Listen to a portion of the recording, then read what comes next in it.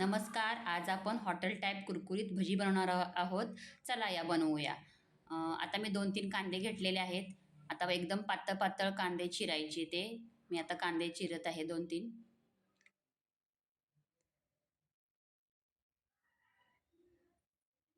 त्याच्यानंतर मी 2-3 मिरच्या घेतलेल्या आहेत.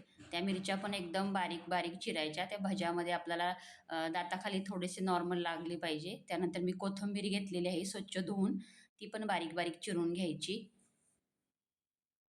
त्याच्यानंतर एका भांड्यामध्ये आपण तो कांदा चिरलेला घ्यायचा. त्याच्यानंतर चिरलेली मिरची घ्यायची, चिरलेली कोथिंबीर घ्यायची. त्याच्यानंतर थोडं नमक टाकायचं चवीनुसार. आपण मिरची टाकली त्यामुळे तिखट आपण अंदाजानुसारच टाकायचं थोडंसं.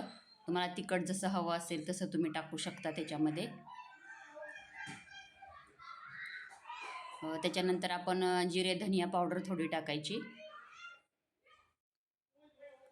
नंतर ओवा घ्यायचा, तो हातामध्ये असा चोळून त्याच्यामध्ये टाकायचा म्हणजे स्वाद चांगला येतो भज्याला आपल्या. नंतर थोडीशी हळद टाकायची त्याच्यामध्ये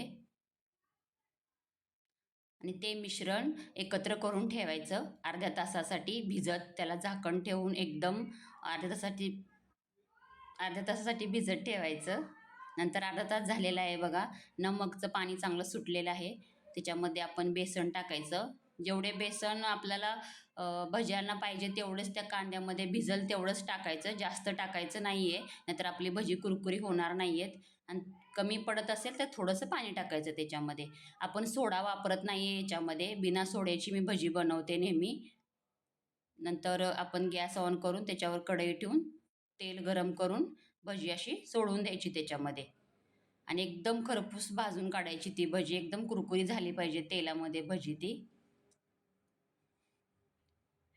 अशी एकदा एकदा पलटी मारून घ्यायची. आता कुरकुरी छान झालेली आहेत भजी बघा. कलर पण त्याला बदलला आहे. आता आपण ती भजी काढून घेऊया.